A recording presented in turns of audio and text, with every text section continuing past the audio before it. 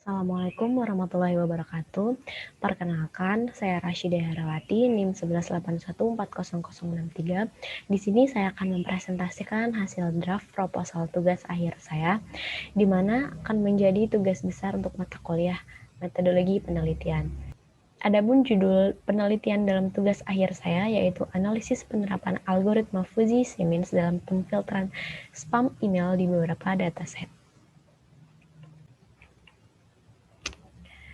Di sini terdapat overview. Yang pertama, pendahuluan yang berisi latar belakang, identifikasi masalah, rumusan masalah, tujuan penelitian, dan batasan masalah.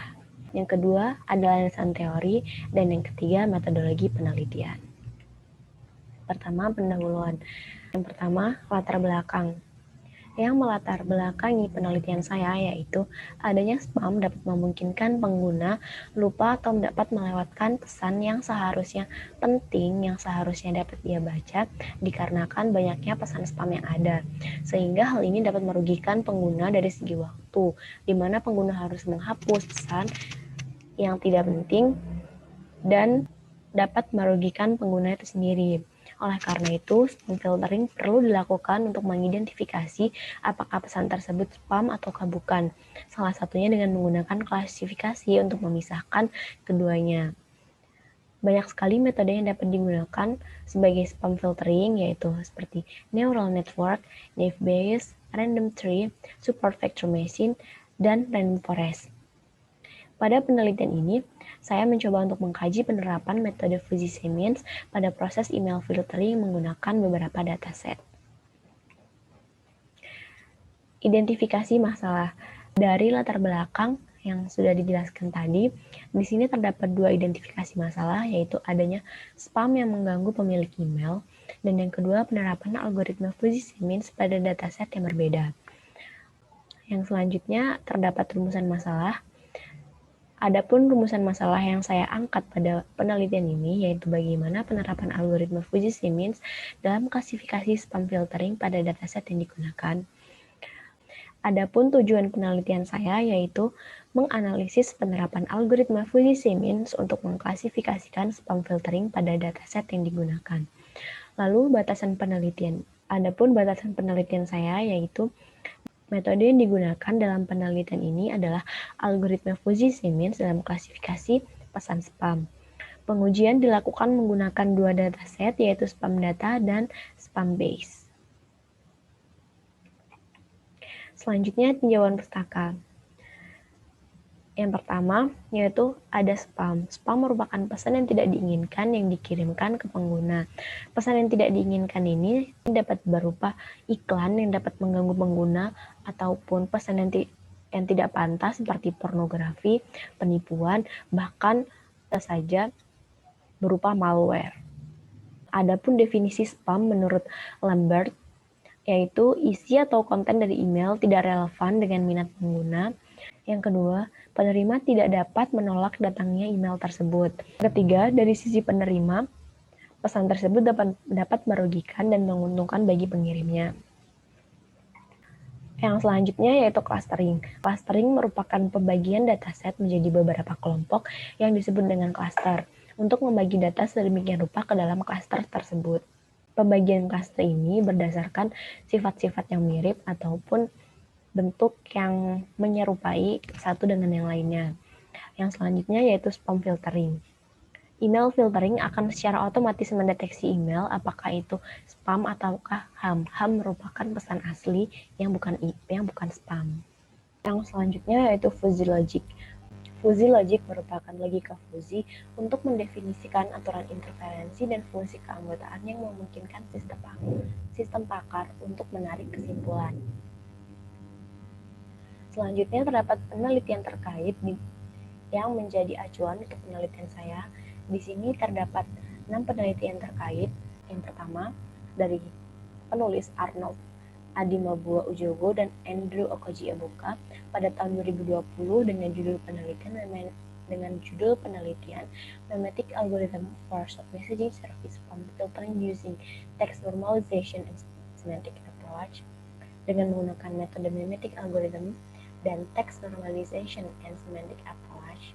and semantic approach. yang menghasilkan dengan hasil kinerja filter spam dapat diukur dengan jumlah positif palsu atau salah ditandai sebagai spam dan negatif palsu spam tidak teridentifikasi yang dihasilkannya. Yang kedua, dari penulis Nurul Fitriah Ruslan, Nur Faradil Wahid, Syahrin Kasim, dan Hanayanti Hafid pada tahun 2017 dengan judul penelitian Analysis of Naive-Bayes Algorithm for Email Spam Filtering Across Multiple Datasets, di mana menggunakan metode Naive-Bayes Algorithm yang hasilnya Naive-Bayes bekerja dengan baik pada spam base dibandingkan dengan database spam data. Yang ketiga, yaitu oleh penulis Akasing, S. Busman dan S. Page pada tahun 2019 dengan judul Spam dengan judul penelitian Filtering Spam Message and Emails Using Fuzzy-Semix Algorithm dengan menggunakan metode Fuzzy-Semix Algorithm, dan hasil yang diperoleh yaitu metode yang digunakan berhasil dalam mendeteksi spam yang diaplikasikan di beberapa area. Adapun nilai kesuksesan yang diperoleh yaitu sebesar 0,5. Yang keempat, berasal dari penulis Nilam Nur Amir Syarif, Nurul Huda Firdaus Muhammad Asmi, Syuriati Cuprat, Haslina Emri Syarkan, Yasriwati Yahya, dan Suryani Muhsam pada tahun 2019 dengan judul penelitian SMS Spam Message Detection Using Term Frequency Inverse Document Frequency and Random Forest Algorithm menggunakan metode Term Frequency Inverse Document Frequency and Random Forest Algorithm dengan hasil Term Frequency Inverse Document Frequency dan Random Forest Algorithm bekerja paling akurat dalam menyelesaikan permasalahan spam filtering dibandingkan dengan teknik evaluasi yang lain dalam hal akurasi persentase. Penelitian yang kelima yaitu dari penulis Aditi P. Marate dan Avinas J. Agrawal pada tahun 2020 dengan judul penelitian Improving the Accuracy of Spam Message Filtering Using Hybrid CNN Classification yang menggunakan metode Hybrid CNN Classification, XGBoost, Naive-Bayes, dan Random Forest, di mana memperoleh hasil XGBoost memberikan kinerja terbaik dalam akurasi klasifikasi secara keseluruhan dari pesan spam. Dan yang terakhir dari Teng LV, Tian, Hong Woo Yuan, dan Wai Min Hye pada tahun 2020 dengan judul penelitian Spam Filter Based on Naive-Bayes Classifier. Metode yang digunakan yaitu Theorema Bayes, Naive-Bayes Classifier. Hasil yang diperoleh yaitu Naive-Bayes Classifier menunjukkan bahwa model tersebut efektif dalam kumpulan pesan spam. Nah, selanjutnya yaitu metodologi penelitian. Adapun alur dalam penelitian ini dimulai dengan identifikasi masalah, lalu studi literatur, pembelian data, pengolahan data, dan analisis hasil. Identifikasi masalah yaitu menemukan permasalahan yang diangkat dalam penelitian, di mana pada identifikasi masalah ini setelah menemukan permasalahan, maka akan dibentuklah rumusan masalah. Setelah itu, akan menentukan tujuan dari penelitian ini dan menentukan batasan dalam penelitian. Selanjutnya yaitu studi literatur.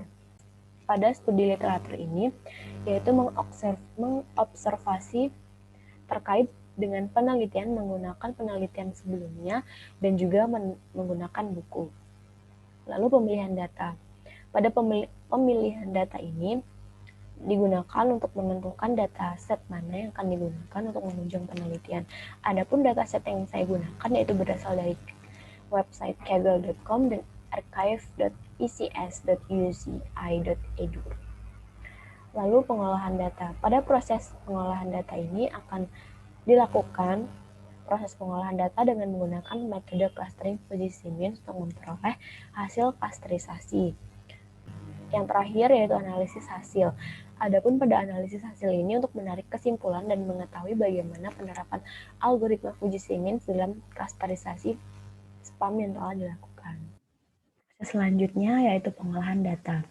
Pada pengolahan data diawali dengan membuat data training, di mana data training ini berfungsi untuk menguji apakah email tersebut merupakan spam atau bukan.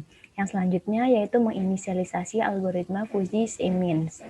Metode algoritma Fuzzy-Simmons sendiri memiliki keunikan yaitu di mana mempertimbangkan nilai keanggotaan dari suatu elemen individu dalam suatu himpunan. Yang selanjutnya yaitu menentukan klaster.